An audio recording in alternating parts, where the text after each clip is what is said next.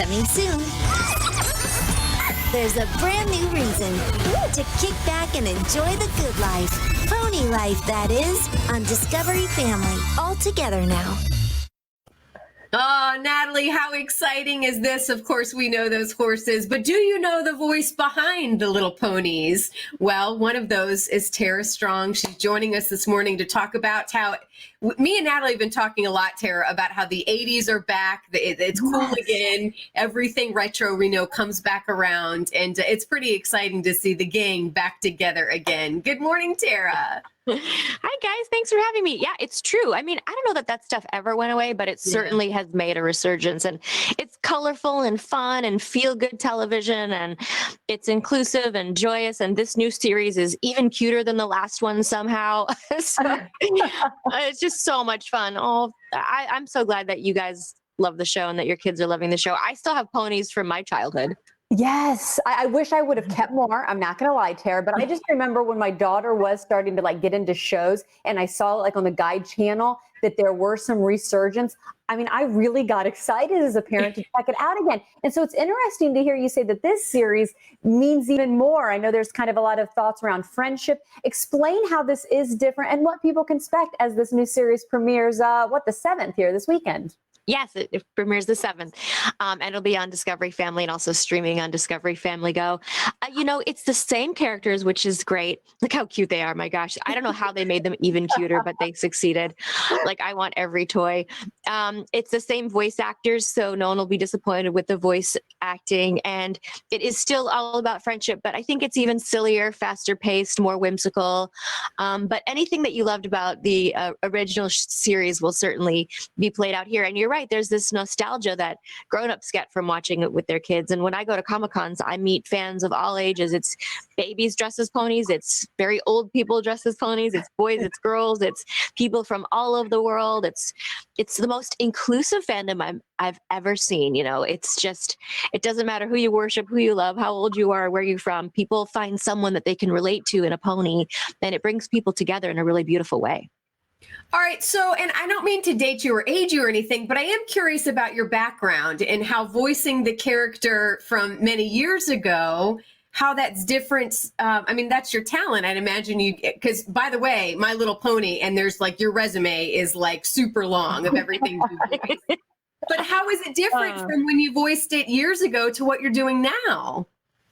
Well, I've been doing animation since I'm 13, and I am a voice actor that is good at manipulating my voice. There are a few that have been successful that just have one crazy voice, but most of us that work a lot are pretty versatile. I can still do my first job, which was Hello Kitty. Hello Kitty's Fairy Tale Theater is proud to present The Wizard of Oz. Sounds exactly like the original one. And so the original My Little Pony series I was not in, but the one that premiered about 10 years ago, My Little Pony Friendship is Magic, I got to play her. And of course, she grows in time in a certain degree too, although it's still pretty much the same voice. But Twilight herself has grown as a character, so there'll be some vocal changes in that. But that is the beauty of animation, is that you never really grow old, and you sort of get to play these characters for a very long time, which is different than on camera. There are characters that I play in animation that I would never get to play on camera. So it's this whole amazing world, and particularly for girls playing boy voices, because boys' voices will change. So that's why you'll see girls doing Bart Simpson, and for me, the Fairly Odd Parents or Ben 10, because we can sustain that voice for a really long time. Tara, listening to you talk all about the voices, Rugrats is one that I wanted to throw in there that you've been a part of.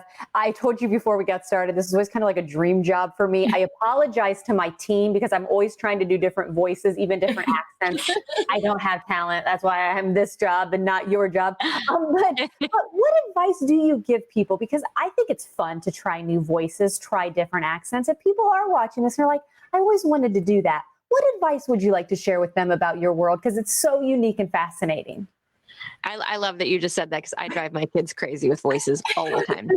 I think, it's a very challenging part of the business to get into. So don't beat yourself up that you didn't get a break. There are people that are insanely talented that never get a break. I was recently in the Rocky and Bullwinkle show, and my cohort who played the moose had over 200 animated auditions, and he's brilliant before booking this part. And I often get the question for hopefuls, and I always say, please take acting classes, singing lessons, particularly improv, so you learn how to sort of think about characters right on your feet, because often you'll be in a studio and you're playing one character, they'll say, oh, can you just be a little boy over here and a little girl over here, or the store clerk or whatever it is. And voice acting is acting, of course, but it is a different medium. It's sort of like asking a tap dancer if they do ballet, and not everybody does. D. Baker has a free website, something like I Want to Be a Voice Actor. If you want to Google D. Baker, he's one of these voice actor guys that can do like crazy creature voices and 10 different voices at the same time.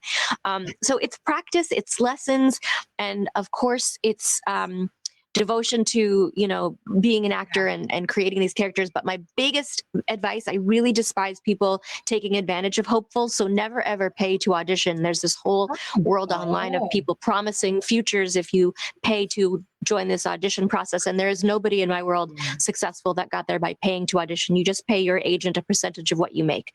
So I don't want hopefuls to get, taken advantage of, because so many people want to be a part of this extraordinary business. Yes. Sarah, as we close here, can you give us a little voice of your character and tell everybody to tune in? Yes, great idea. Dear Princess Celestia, Twilight is back with all her friends, and I hope you tune in to Discovery Family and Discovery Family Kids. Oh, it's coming up on Saturday. It's so crazy. You're awesome, Sarah. Yes, thanks for being with us. Thanks, guys. Thanks for having me.